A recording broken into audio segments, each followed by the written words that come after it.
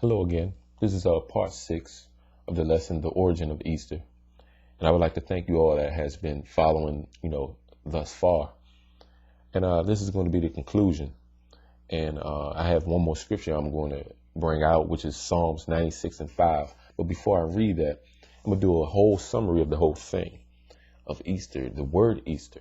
If you follow Easter and its customs, and traditions, I may say, of the Easter eggs, the Easter bunnies, the jelly beans, the festivals, the festivities, anything that has to do with Easter, you're following the customs and you're following the goddess, the star.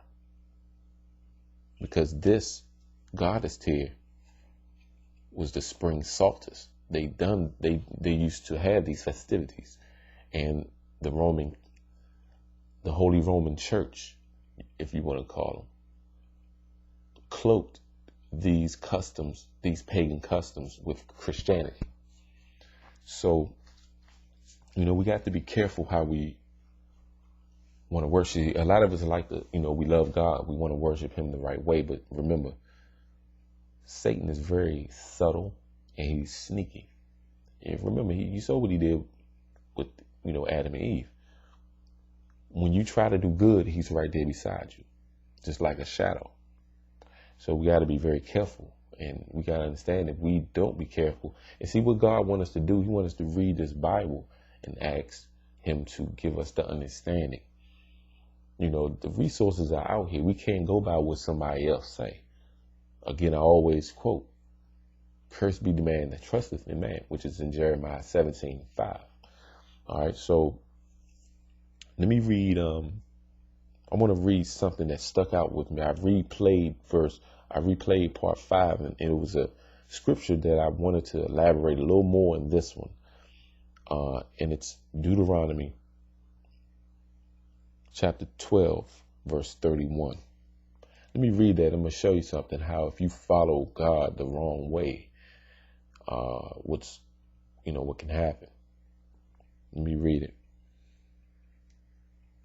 "You must not worship the Lord your God in their way." See, these people worship God their way. You must not worship the Lord your God in their way, because in worshiping their gods, see, you're reverencing their gods when you follow Easter. Worshiping their gods, they do all kinds of detestable things the Lord hates. He hates when you do. You want to love him and you want to reverence him, don't follow Easter. And I'm going to show, and when I do the origin, I'm going to do an origin of Christmas too. And I'm going to bring this same scripture out, because people believe that it's okay to have a Christmas tree up in their house. And it says, and this scripture just stuck out with me, "You must not worship the Lord your God." Your God. Don't worship God that you love in their way. You can't worship God in their way, because in worshiping their gods, they do all kinds of detestable things the Lord hates. They even, which means addition, they even burn their sons and daughters in their fires as sacrifice to their gods. So when you have a Christmas tree in your house, or if you have an Easter egg hunt in your house or in your church, you are reverencing their gods, which is this goddess, a star. It's that simple. You have to come away from it. Let me read 96:5, Psalms 96:5 real quick. And this is going to be my last scripture.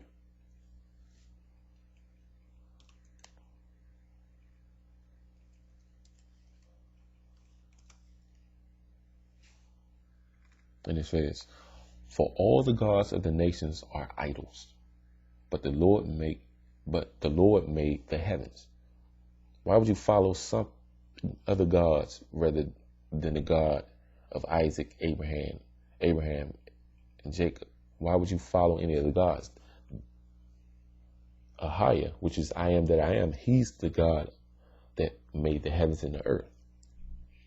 So, having said that, I hope you all got a lot out of this. I did the research. It burned my eyes a lot. because, you know, the information, you know, that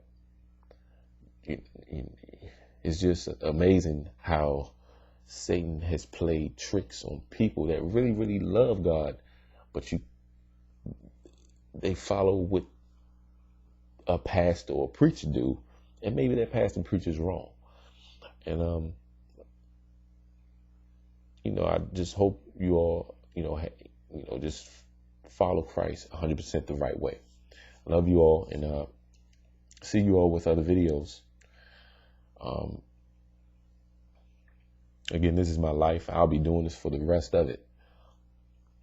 Peace.